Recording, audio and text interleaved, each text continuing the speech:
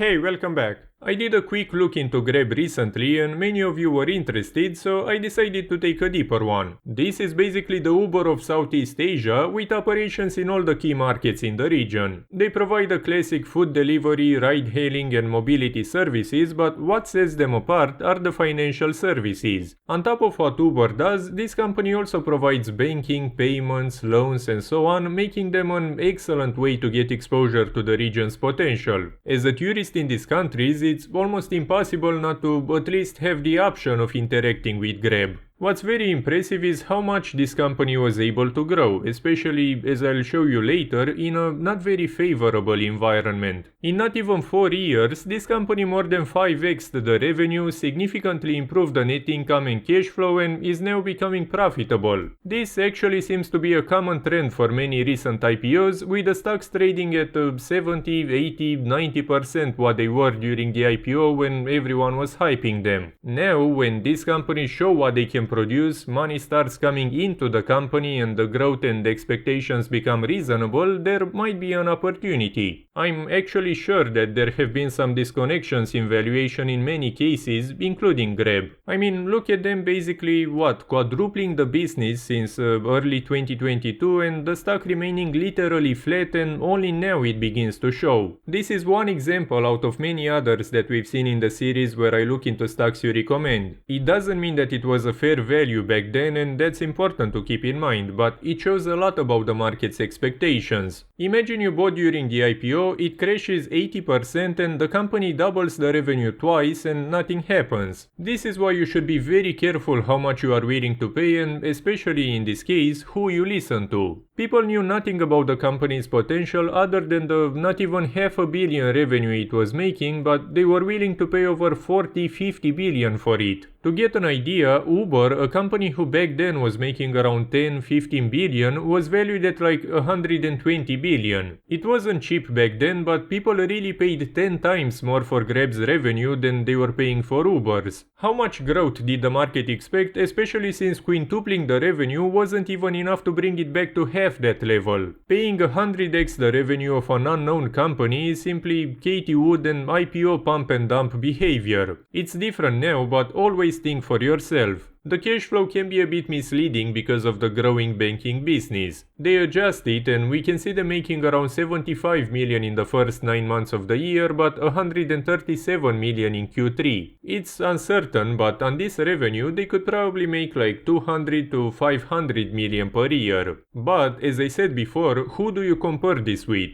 Lyft or Uber, who can convert about 10-15% of the revenue into cash flows? Sure, mobility services, but they don't have the financial services, and the potential and current economics of the regions they operate in are very different. These companies can get to 20% or even more, not to mention that Grab has a much better competitive environment. And on top of that, they aren't providing the same level of services in every country they operate in. They are only now beginning to get all the approvals for the banking business, so that can definitely grow even more. They issued some shares, but we are talking about something like 10% since the IPO, which isn't really unheard of, especially for a growing company that doesn't make that much money. Financially, even if you include all the funds and liabilities from customers, they are in an amazing position. There is enough cash to offset the total liabilities, and they have some assets on top of pretty much zero debt. That's actually an opportunity because they can issue some notes, get let's say $1 billion, maybe 2, and keep developing significantly. That's years of cash flows that they'd get in advance, so definitely not something to ignore. They have about 6.4 billion in equity on a roughly 20 billion market cap, but it's not very relevant for a tech company. You know, the brand or the app or the website aren't here, so the real assets, especially for a potential buyer, would be significantly higher.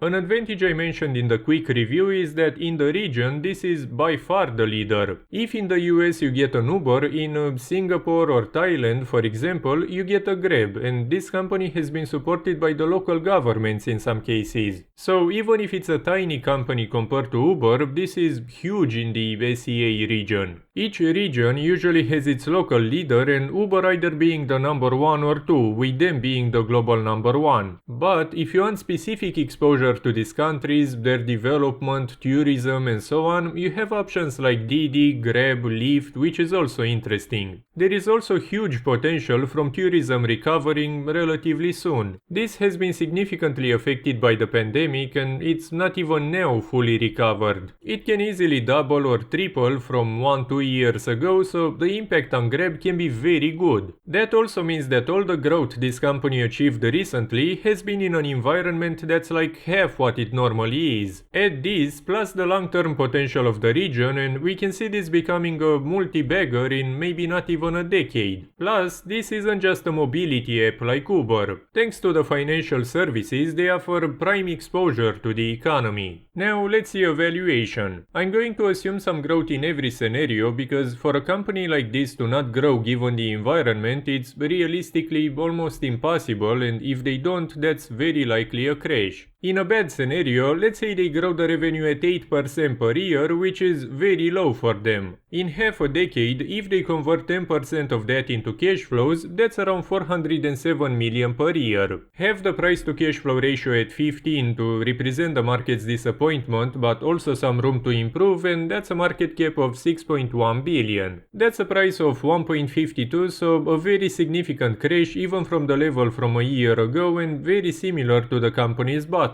But the likelihood of them growing at 8% in such an environment and with the fintech and potential of the region beyond the medium-term recovery is very small. But that's growth stocks, and if they don't deliver growth, this is what happens. In a second scenario, let's assume they grow at 12% per year, which again shouldn't be impossible. If they convert 12% into cash flows, that's 586 million. For a ratio of 20, which is around an average value for a tech stock, that's a market cap of 11.72 billion. That's a price of 2.92, so very similar to what it was not even a year ago. But again, this would be a significant failure for a company in this position. If they grow at 20%, so not a lot compared to the previous years and actually very similar to 2024, that's a revenue of 6.9 billion in half a decade. Convert 15% of that into cash flows and trade it at 30 times that amount, and that's a market cap of 31 billion. That's a price of 7.71, so around a 50% profit. I think this is realistic and they can definitely do better.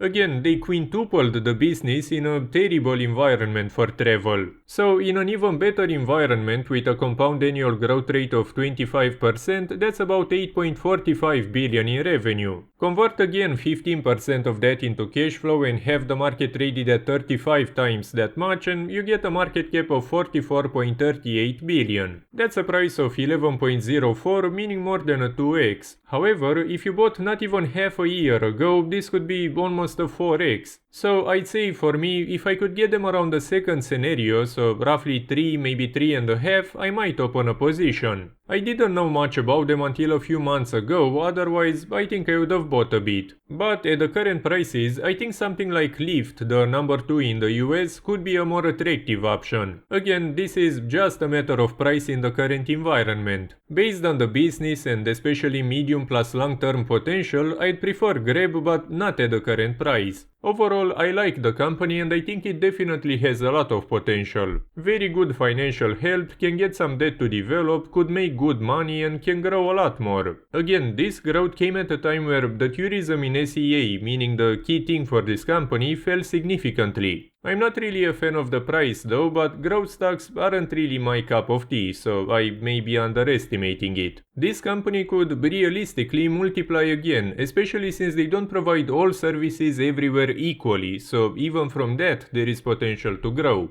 As always, what I cover in my videos shouldn't be enough for you to make any investment decision, so please do your own research before investing in anything. If you want to see more videos like this one, please leave a like and even a comment to help me out, and make sure to subscribe.